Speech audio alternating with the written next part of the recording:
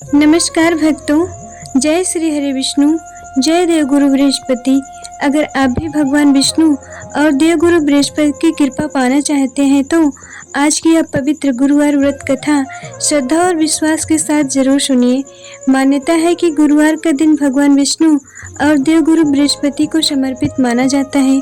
इस दिन सच्चे मन से पूजा, व्रत, दान और भगवान का स्मरण करने से मन को शांति मिलती है और जीवन में सकारात्मकता आती है।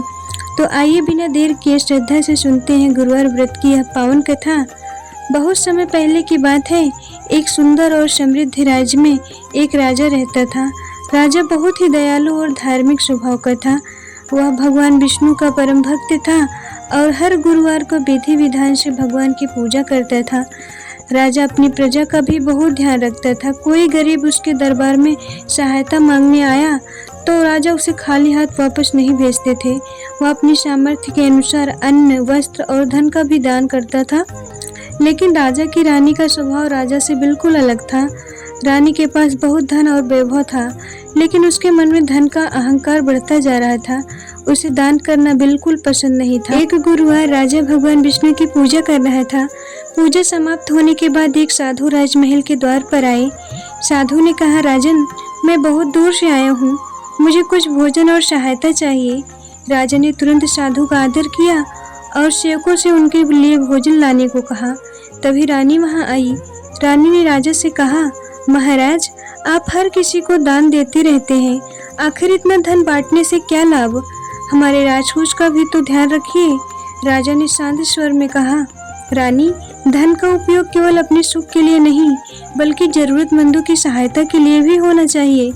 भगवान ने हमें दिया है, इसलिए हमें अपनी सामर्थ्य के अनुसार दूसरों की मदद करनी चाहिए। रानी को राजा की यह बात पसंद नहीं आई।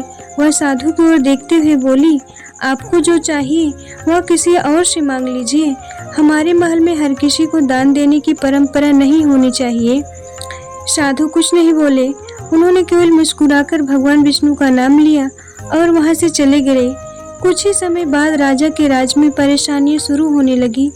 राज्य का व्यापार कम होने लगा, किसानों को फसल में नुकसान होने लगा, राजकोष धीरे धीरे खाली होने लगा, लोगों के सामने भी आर्थिक कठिनाइयां आने लगी। राजा बहुत चिंतित हो गया। एक दिन उसने अपने गुरु से पूछा, गुरुदेव, अचानक हमारे राज्य में इतनी परेशानियां क्यों आने लगी? गुरु ने कहा, राजन, मनुष्य को अपने कर्मों और ईश्वर की भक्ति को कभी नहीं भूलना चाहिए। गुरुवार के दिन भगवान विष्णु और देवगुरु बृहस्पति की श्रद्धा से पूजा करो, अपनी सामर्थ्य के अनुसार दान और सेवा करो और मन में अहंकार को दूर करो। राजा ने गुरु की बात मान ली। अगले गुरुवार उसने सुबह जल्दी उठकर स्नान किया, पीले वस्त्र धारण किए, पूजा के स्थान को साफ किया और भगवान विष्णु की प्रतिमा के सामने दीपक जलाया। उसने भगवान को पीले फूल, केले, चने की दाल और गुड़ को अर्पित किया। फिर हाथ जोड़कर प्रार्थना की, हे भगवान विष्णु, अगर हमसे कोई भूल हुई है तो हमें क्षमा करें, हमारे मन से अहंकार और लालच दूर करें, हमें अच्छे कर्म करने की शक्ति दें और हमारे राज्य की रक्षा करें। राजा की प्रार्थना सुनकर रानी के मन में भी बदलाव आने लगा। उसे अपनी गलती का एहसास हुआ। उसने सोचा, शायद धन के अहंकार में मैंने एक साधु का अपमान कर दिया, मुझे ऐसा नहीं करना चाहिए था। रानी ने भी भगवान विष्णु से क्षमा मांगी और संकल्प लिया कि वह आगे से जरूरतमंदों की सहायता करेगी। उसने अपनी सामर्थ्य के अनुसार गरीबों को भोजन कराया और वस्त्र दान दिए। धीरे धीरे राजा के राज्य की परेशानियां बदलने लगी, खत्म होने लगी। व्यापार फिर से बढ़ने लगा, खेतों में अच्छी फसल होने लगी, लोगों के घर में सुख शांति वापस लौटने लगी।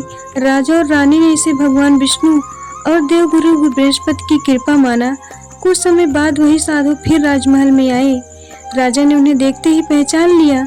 उसने साधु के चरणों में गिरकर प्रणाम किया और कहा, महात्मन, आपके आशीर्वाद से हमारे राज्य में फिर से सुख समृद्धि लौट आई। कृपया हमें बताइए कि हमसे कौन सी ऐसी भूल हुई थी जिसके कारण हमारे जीवन में कठिनाइयां आई। साधु मुस्कुराए और बोले, राजन, धन और वैभव हमेशा स्थायी नहीं होते। मनुष्य को धन मिलने पर अहंकार नहीं करना चाहिए। गुरुवार का व्रत केवल भोजन न करने का नाम नहीं, इसका वास्तविक अर्थ है भगवान का स्मरण करना, अपने कर्मों को शुद्ध रखना, जरूरतमंदों की सहायता करना और अहंकार तथा लालच को त्यागना। राजा और रानी ध्यान से उनकी बातें सुन रहे थे। तभी साधु ने अपना दिव्य रूप प्रकट किया। राजा और रानी यह देखकर आश्चर्यचकित रह गए।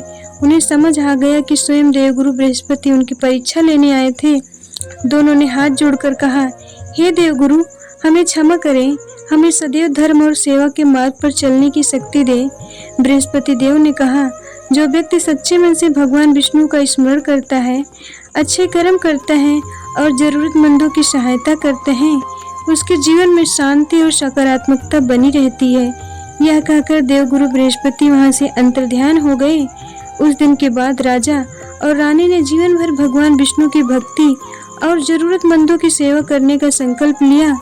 भक्तों, इस कथा से हमें यह सुंदर सीख मिलती है, हमें कभी भी अपने धन, पद या सुख सुविधाओं का अहंकार नहीं करना चाहिए। अगर भगवान ने हमें किसी की सहायता करने के योग्य बनाया है तो हमें अपनी सामर्थ्य के अनुसार जरूर मदद करनी चाहिए। भगवान विष्णु आप लोग पर कृपा बनाए रखें। गुरुवार के दिन सुबह स्नान करके भगवान विष्णु का ध्यान करें, पूजा स्थान को साफ रखें, पीले फूल और फल अर्पित करें, चने की दाल और गुड़ का भोग लगाएं और श्रद्धा से भगवान का स्मरण करें।